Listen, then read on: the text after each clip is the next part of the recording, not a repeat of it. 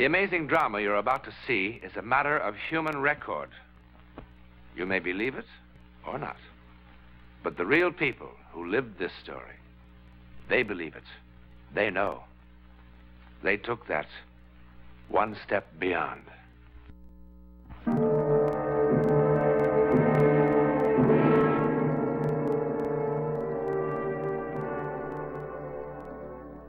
From the very earliest days, the sea and the unknown have been linked in men's minds.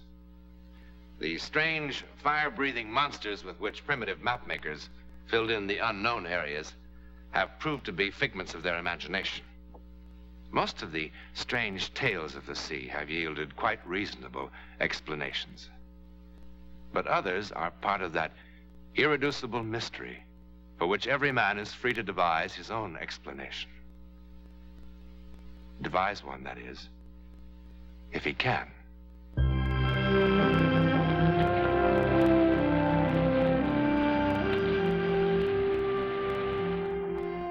As per my instructions, I've kept the captain under closest surveillance. Observation.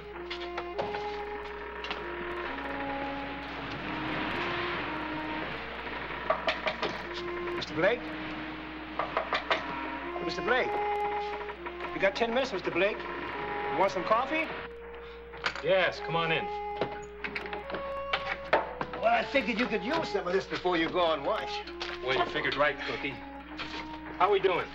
Like lightning, smooth as silk since we have the sea at our back. Since what? Well, it's been like that since, well, just about midnight. Is anything wrong? What's the matter? No.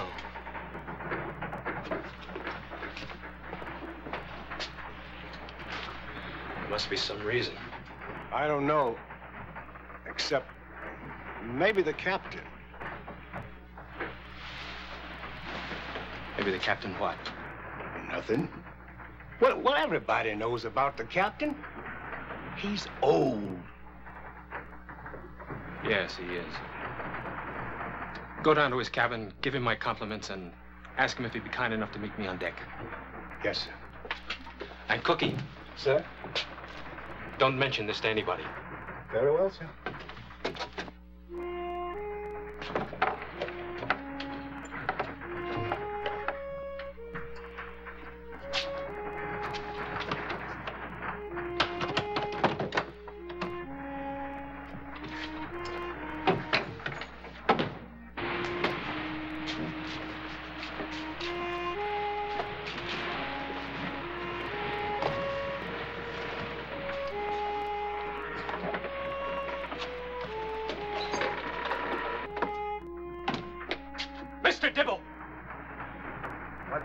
Can't a man read? I don't care what you read. I'm only the mate.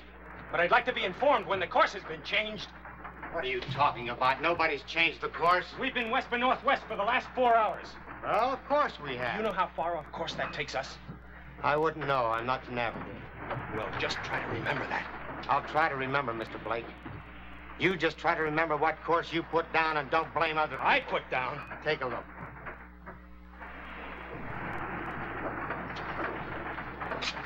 Who put that course down? When I go on watch, I'm not supposed to ask who set the course. I'm just supposed to see the helmsman steers the course that's on that board, and that's just what I've done. Ford will tell you.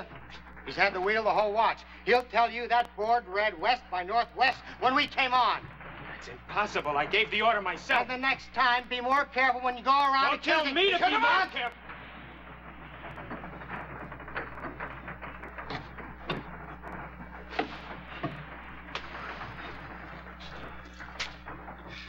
You asked to see me, mate? What is it? Captain, our course has been changed.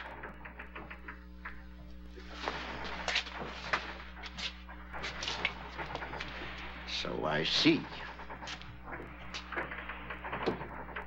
Change the course to south by southwest, helmsman. South by southwest. Aye, aye, sir. May I remind you, Mr. Blake, that while the duties of the mate on this vessel are also the duties of the navigator, those duties are executed at the approval of the captain, who is to be consulted prior to a change in course. Captain, we've been west by northwest for the last 4 hours. 4 hours? Upon whose authority did you do such No a... authority, I didn't... That's enough! All I want to hear from you is why you saw fit to change my vessel's course. I never changed that course. Then who did? Captain, somebody sneaked in and put a new course on the board. Probably during the last change of watch.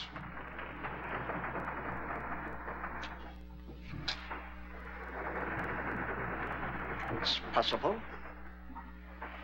Will do, Mr. Dibble. Aye, sir.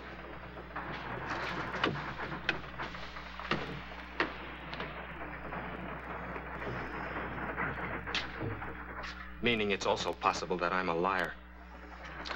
You said it, Mr. Blake, not I. But you meant it. Perhaps, Mr. Blake. Well, I resent that. You can resent it all you like. But while you're resenting it, you'll keep your mouth shut. And that's an order, Mr. Blake. Very... An order! Captain, Yes! we'll be calm. Not a breath of wind.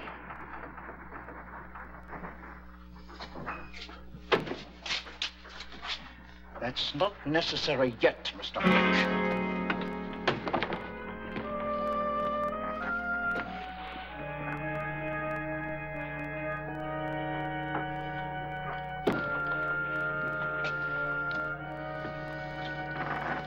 To whomever changed our course, my compliments.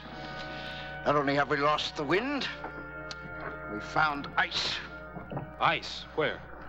Can't you feel it, Mr. Blake? It's all around us. Ice off the port bow! Ice off the port bow!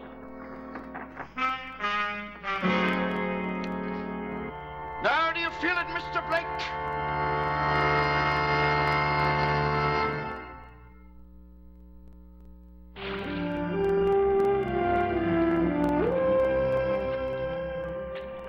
Now, whoever played this idiotic trick made one little mistake.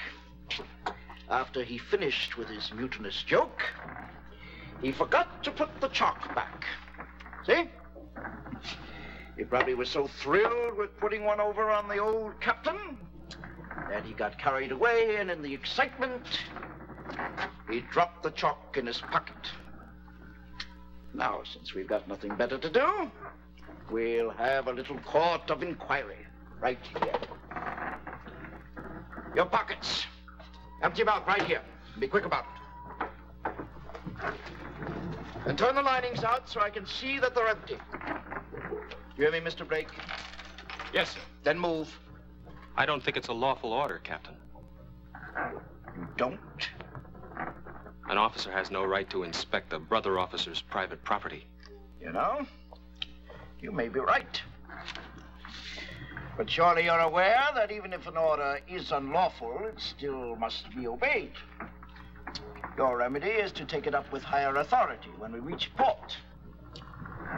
You have a legal right to refuse to obey only such unlawful orders as you believe menace the safety of the ship. Are you aware of that? I am. And surely you do not believe that my exercising my curiosity in this way, even if unlawful, menaces the safety of the ship? Well, do you? No, sir. Then I order you to empty your pockets on this table right now.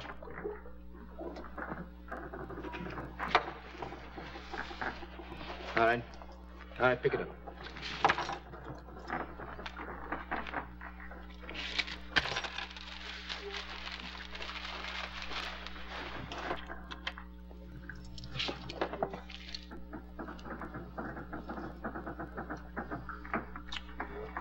Lord, I want every man not actually on duty assembled on the deck at once. Mr. Dibble, you will inspect the contents of the pockets of every man on duty. Get going, brother. Aye, aye, sir. Aye, aye, sir. You two, Cookie, out.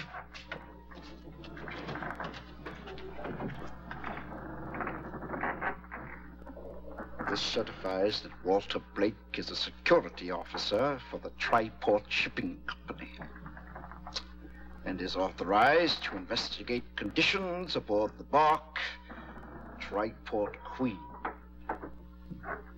and so on. Get up.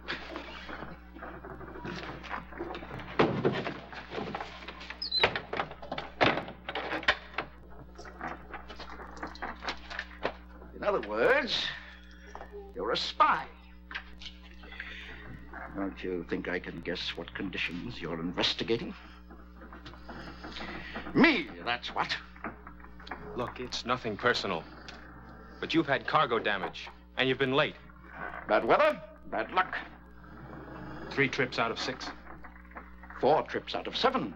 You're forgetting our present situation, Mr. Blake.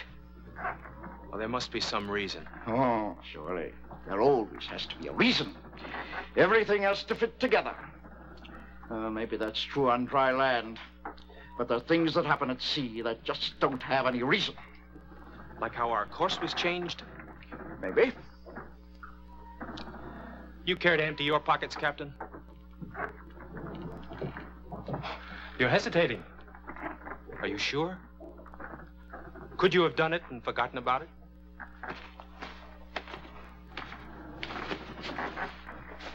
You see any chalk there? And there? Oh, perhaps you think I've hidden it. Now go ahead, look. No.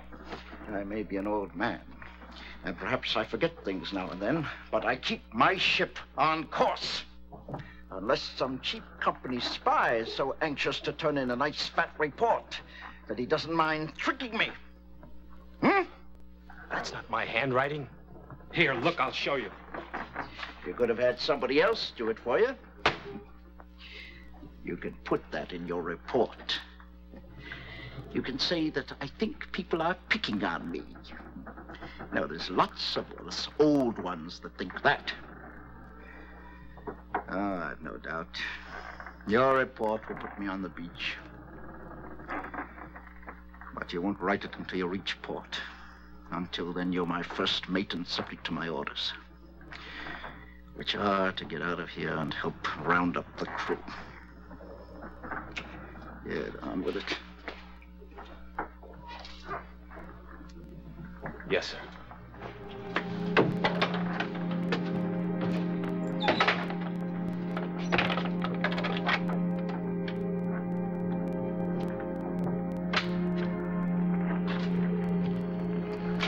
What have you checked? Check the forward hold and galley. I'll take this hatch.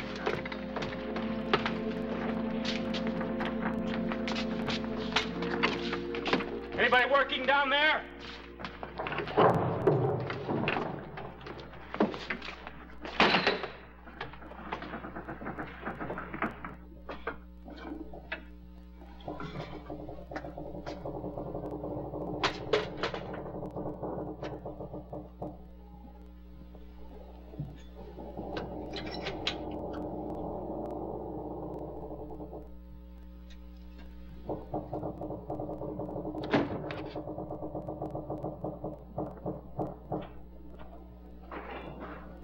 Mr. Blake? Mr. Dibble said the crew's assembled on the stern, all that aren't working. All of them? That's what he said, all present or accounted for. You coming? Yeah, in a moment. Mr. Blake! Mr. Blake, would you mind joining us topside? Captain, would you come down here?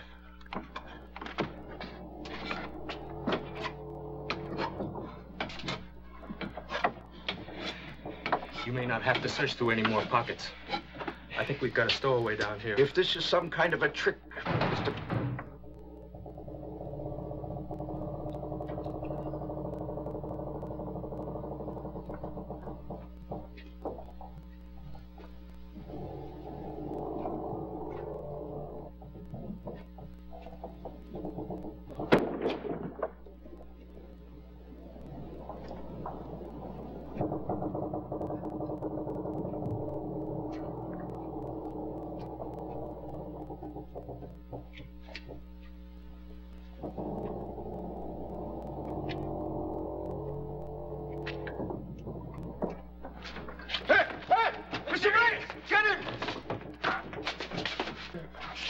What are you doing here?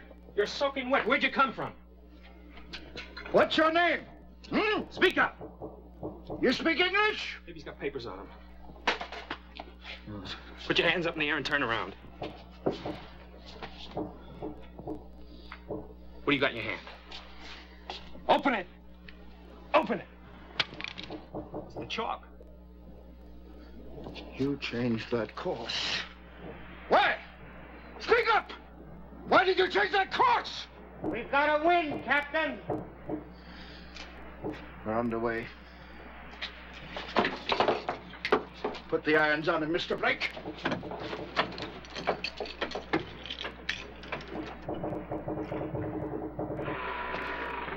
Keep a sharp lookout for ice!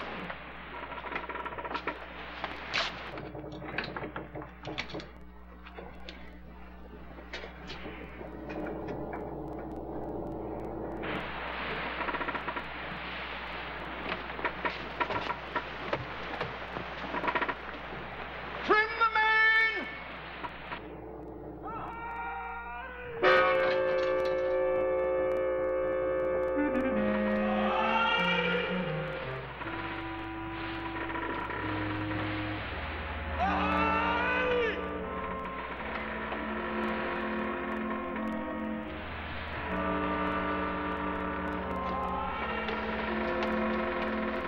Captain, did you hear that? I heard. Answer them. We're away! Where are you? Keep shouting! We'll find you! What would you do, Mr. Blake? Shall we try and save them? Of course. You sure? There's ice all around us. Could damage the vessel or worse. What would the company advise in such a matter? It's your ship, Captain. All right, Mr. Blake. Launch the workboat. Aye, aye, sir. Wilson, get the workboat over the side. Get the workboat over the side! Be quick!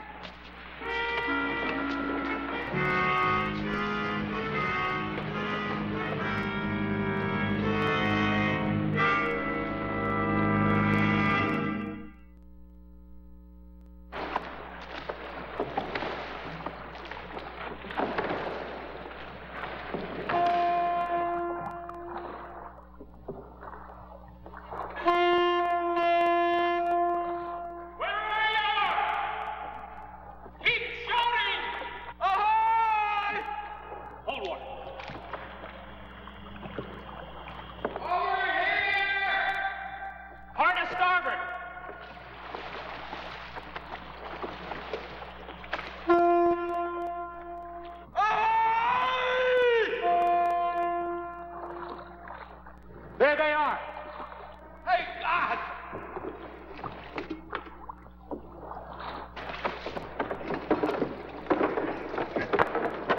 Swanson, second mate, the Flying Eagle. We struck an iceberg 5, 6, 7 hours ago. Blake, first mate, Triport Queen.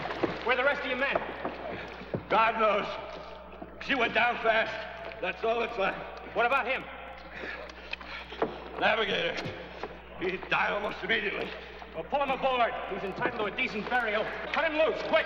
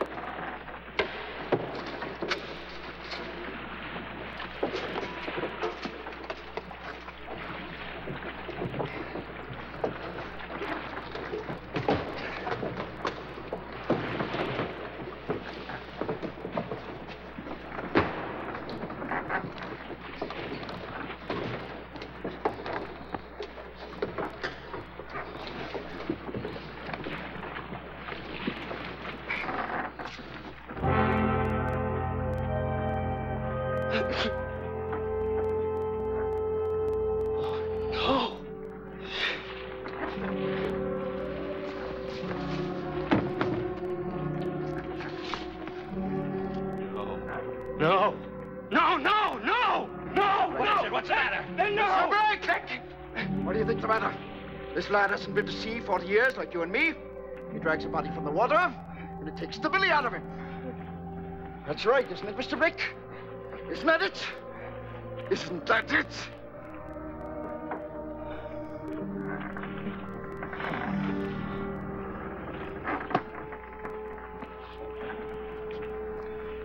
Mr. Dibble, I want you to take these men below and get them some dry clothes and some hot food. Aye, aye, sir.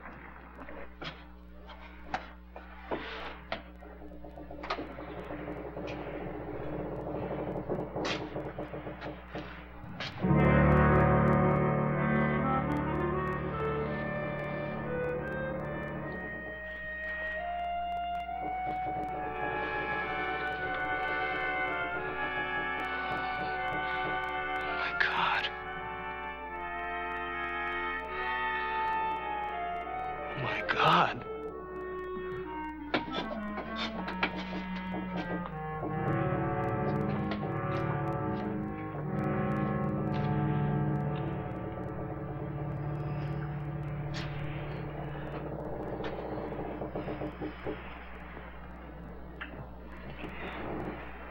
It was the same man.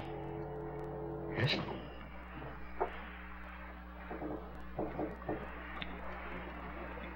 He was dead. Dead for hours. Yes. The course was changed. Men's lives were saved. Do you want a reason, Mr. Blake?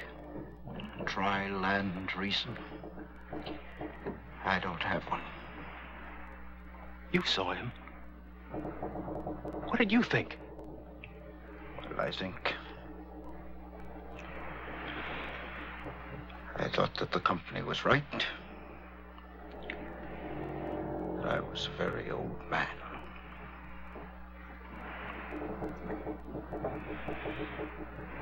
But you're quite a young man. And you saw him, too. There must be some explanation. Some answer. And if there is no answer, what do you do, Mr. Blake? But I'm sure by the time you hand in your report, you'll have found an answer to satisfy the gentleman in Boston. Report?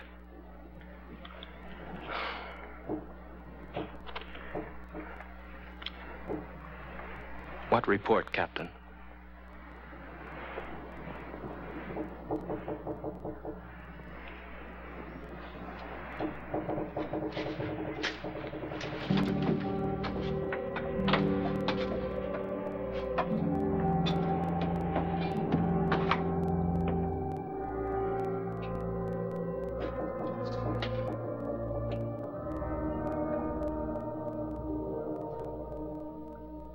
The Flying Eagle went down here, off the tip of Greenland. At that time, the Triport Queen was here and headed for Boston. Now, exactly what happened to make the Queen change her course? Well, parapsychologists, that is, those whose profession is the study of psychic processes, will tell you that at the instant of death, the navigator of the stricken vessel somehow managed to do something to save the lives of his shipmates. Or was the course on the blackboard a coincidence and the stowaway an hallucination? Who knows? In any event, the fact is that 3 men who otherwise would have perished were saved. In a moment, a hint about next week. For a long time, Sylvia Ackroyd was a lonely, neglected woman. Then suddenly, inexplicably, she wasn't lonely anymore, for she met a most amazing companion. You'll meet him next week.